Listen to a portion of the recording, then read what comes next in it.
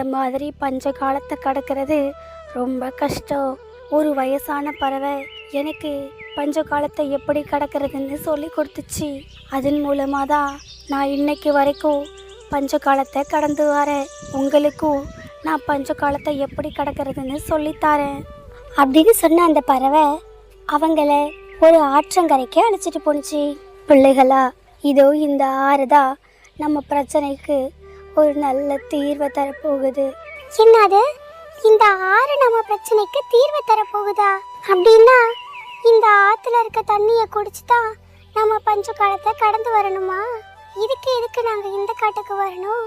எங்களுடைய காட்டுல தான் நிறைய ஆறுகளும் தண்ணீரும் கிடைக்குமே. அட கடவுளே, உங்களை நம்பி வந்ததுக்கு இதுதான் லாபமா? இருங்க பிள்ளைகளா, அவசரப்படாதீங்க. வாழ்க்கையில் நிதானம் ரொம்ப முக்கியம். எந்த காரியத்தையும் நாம்